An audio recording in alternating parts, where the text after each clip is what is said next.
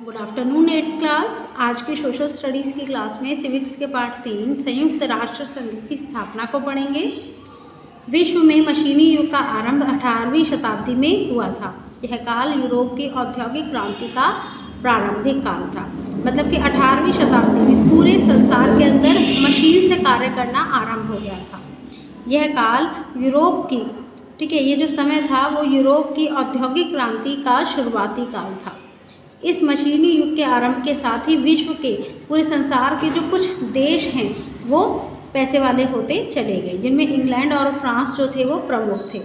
यह वह समय था जब इंग्लैंड का परचम जो है विश्व में सभी तरफ लहरा रहा था। मतलब कि जो इंग्लैंड देश है वो जाना माना देश बन चुका था। यूरोप के संपन्न राष्ट्रों ने भारत सहित एशिया के अनेक देशों और दक्षिण अफ्रीका की जनता के साथ आर्थिक शोषण, वहाँ के लोगों के साथ आर्थिक शोषण करना आरंभ कर दिया था। और इस असामान्य व्यवहार के विरोध, मतलब कि उनके साथ जो इतना गंदा व्यवहार होता था, उसी के विरोध के कारण 20वीं शताब्दी में 2 बड़े विश्व युद्ध लड़े गए।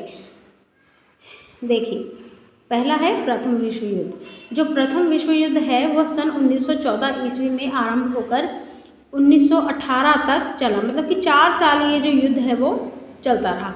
यह विश्व युद्ध विश्व के 2 शक्तिशाली मित्र राष्ट्र के संगठनों के मध्य हुआ था। ठीक है, एक संगठन में एक तरफ ऑस्ट्रेलिया, जर्मनी, टर्की और जापान था, जबकि दूसरी तरफ तत्कालीन, ठीक है, बड़ी शक्तियां थी, जैसे कि जो उसी टाइम जो है धनवान हुई थी, जैसे इंग्लैंड, सोवियत संघ, फ्रांस और अमेरिका जैसे देश। प्रथम विश्व युद्ध में हजारों निर्दोषों, बच्चों, ठीक है, स्त्रियों की जो है मृत्यु हुई। इस विश्व युद्ध में अपार जन और धन की हानि हुई। जन मतलब लोग और धन मतलब पैसा। प्रथम विश्व युद्ध के बाद विश्व के समस्त देशों ने एक विश्व संगठन के गठन पर जोर दिया। मतलब कि जो ये प्रथम विश्व युद्ध हुआ था, इसके बाद लोगों ने सोचा कि एक जो है संगठन बनाया जाए, ठीक है, जिसका उद्देश्य ये था कि विश्व के अंदर शांति स्थापित हो।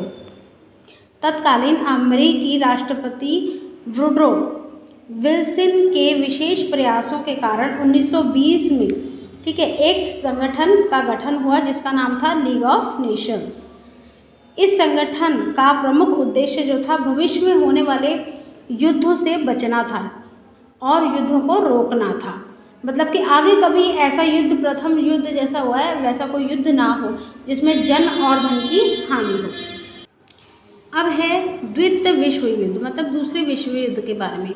1920 में लीग ऑफ नेशन के गठन से कुछ समय के लिए, मतलब कि जो ये गठन बनाया गया, संगठन बनाया गया था लीग ऑफ नेशन, इससे कुछ समय के लिए तो शांति रही, परंतु प्रथम विश्व युद्ध के परिणामों से सबक लेते हुए अनेक देशों ने अधिक विकसित युद्ध प्रणाली का विकास कर लिया था।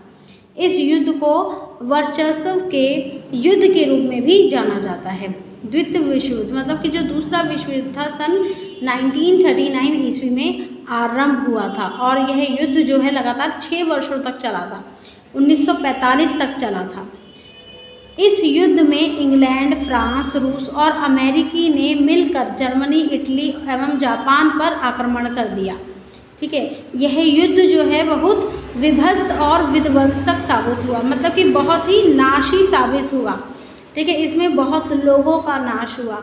ठीक है, निर्दोष लोगों की हत्या हुई, बच्चों की हत्या हुई, जन और धन दोनों का दुगनी संख्या में ह्रास हुआ। अमेरिका द्वारा जापान के 2 नगरों नागासाकी और हिरोशिमा पर परमाणु बम गिराए गए। देखिए बच्चों, परमाणु बम, एक होता है बम गिरने से लोगों की मृत्यु होती है, मकान और जो बड़ी बड़ी बिल्डिंग्स होती है वो टूट जाती हैं, मगर जब परमाणु बम गिरते हैं तो उसमें से इतने गंदे केमिकल निकलते हैं जो हमारे आने वाली पीढ़ियाँ होती हैं उन पर भी असर डालते हैं। मतलब कि जो आने वाली पीढ़ियाँ होती हैं वो भी जो है अंधी जो है ऐसी पैदा होती है। तो परमाणु जो बम है ये गिरने से बहुत जीवन का ह्रास होता है। ठीक है, दूसरे विश्व युद्ध इन दोनों नगरों के विनाश का कारण बना। आज भी जापान के इन क्षेत्रों में परमाणु हमले का प्रभाव है। आज भी जापान में ये जो परमाणु बम का जो प्रभाव जो है वो आज भी है। आज भी जो कुछ बच्चे हैं वो अपंग पैदा होते हैं, क्योंकि इसमें से इतनी गंदा जो है केमिकल जो होता है, इतनी गंदी गैसें होती हैं जो हमारे आगे की नस्ल को भी खराब कर देती हैं। यह परमाणु हमला मानवता के विरुद्ध था।